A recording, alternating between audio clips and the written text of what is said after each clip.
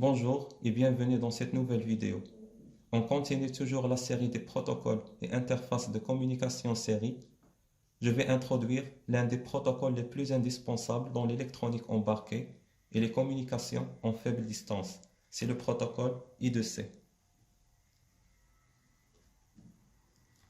I2C est l'acronyme anglais de Inter-Integrated Circuit Communication. Ce protocole est inventé en 1982 par la société NXP.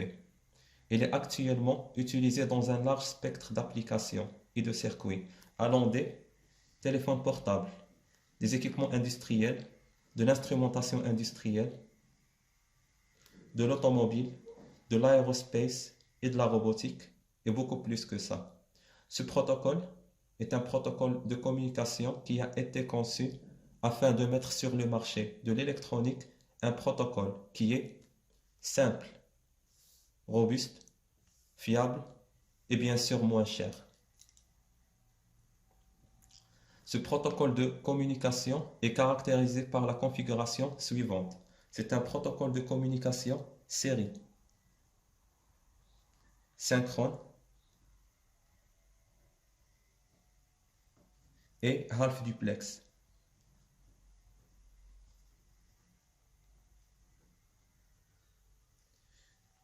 Donc, concernant la configuration série, ça veut dire que la communication entre l'émetteur et le récepteur se fait de manière séquentielle.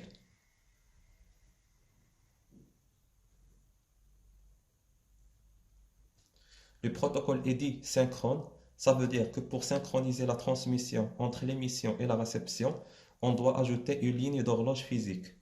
C'est le signal d'horloge.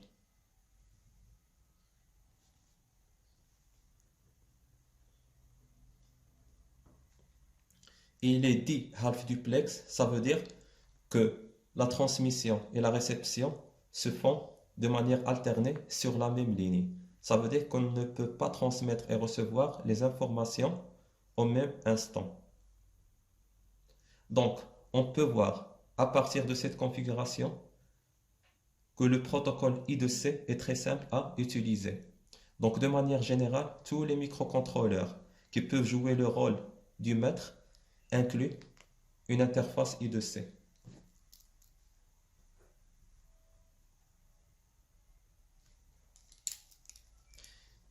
Et la majorité des composants et des circuits intégrés actuels intègrent une interface I2C aussi.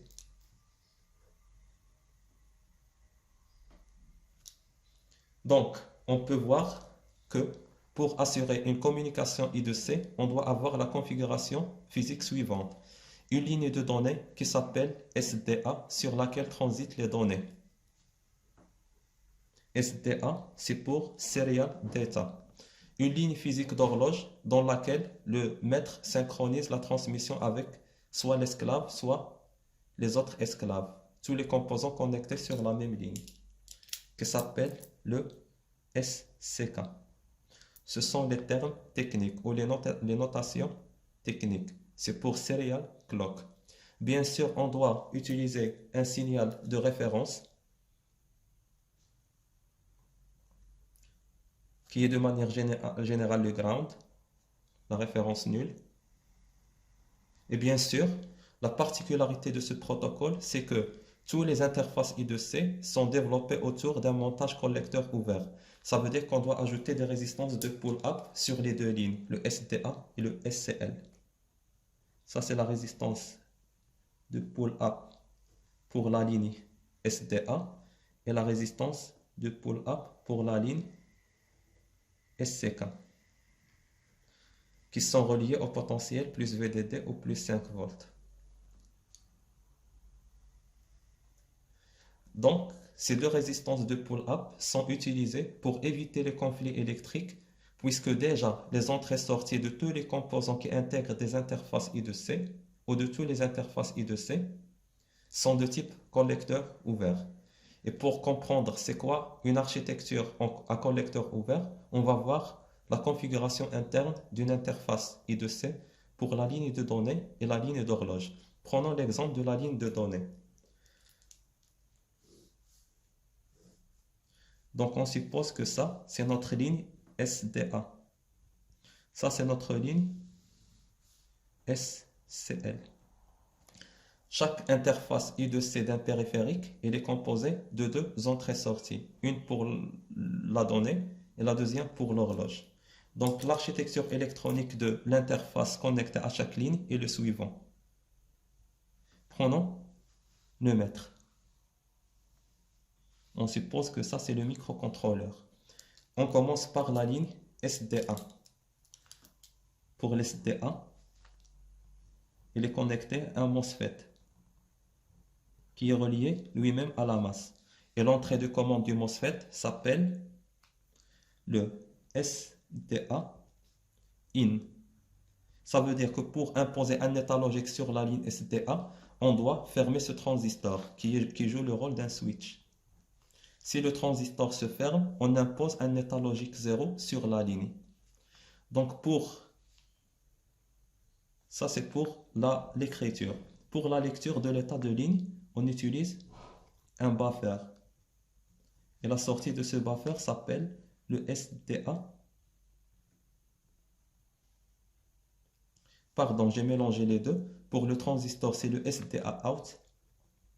Ça, c'est le SDA in. C'est pour lire l'état de la ligne SDA. On peut observer clairement que si le transistor est fermé, on impose un état logique 0 sur la ligne SDA. Si elle est ouverte, ça veut dire que la ligne SDA est reliée à l'air. Donc, pour imposer l'état de repos, on doit ajouter ce qu'on appelle les résistances de pull-up. Et la résistance, elle est connectée comme ça, sur la ligne RPU, avec le potentiel plus VDD, de manière générale, égale 5 volts. C'est bon. La même chose pour le signal d'horloge. Donc, on a un MOSFET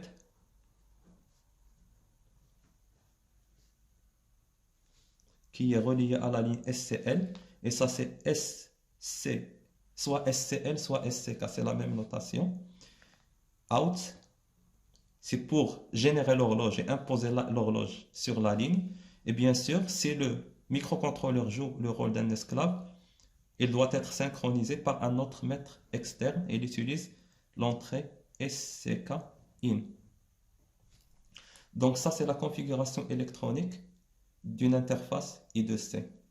Donc la même chose pour la ligne SCK ou SCL, on doit ajouter une deuxième résistance de pull-up qui impose l'état de repos de la ligne d'horloge. On va ajouter la deuxième résistance de pull-up sur la ligne d'horloge. Donc cette configuration-là permet ainsi la présence de plusieurs mètres sur le même bus, ce qui rend le protocole I2C un protocole dit multimètre.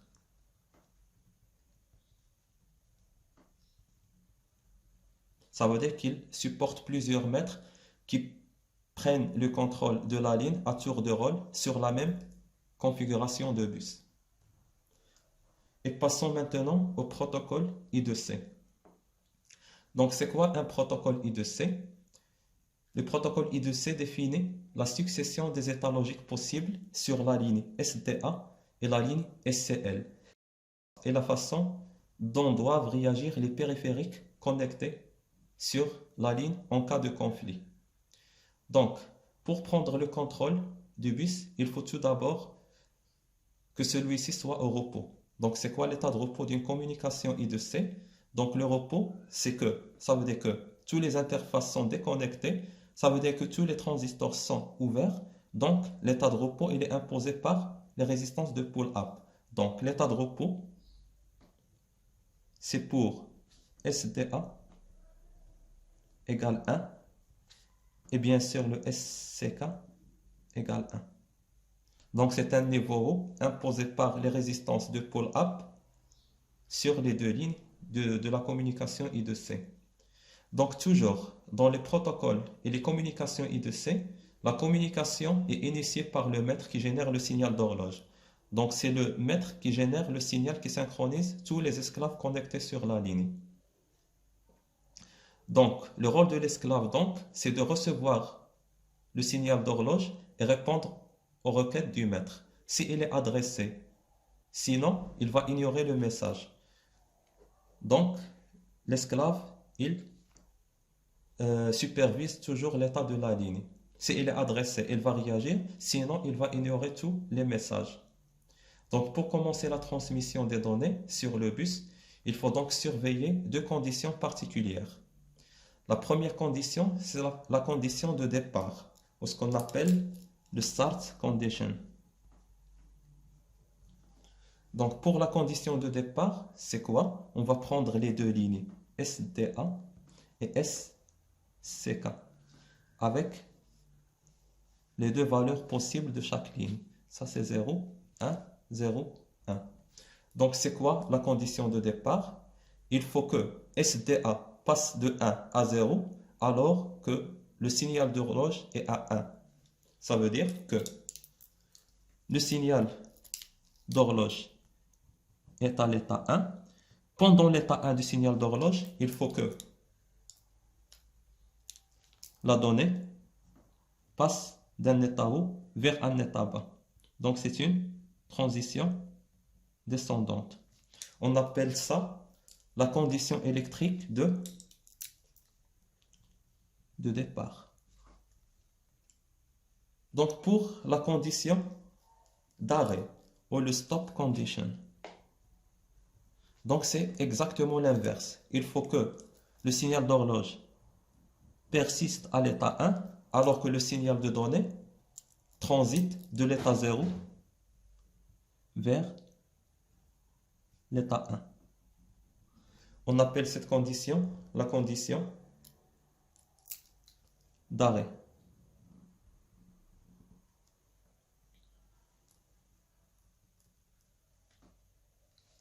Et passons maintenant à la transmission d'un octet par le protocole I2C.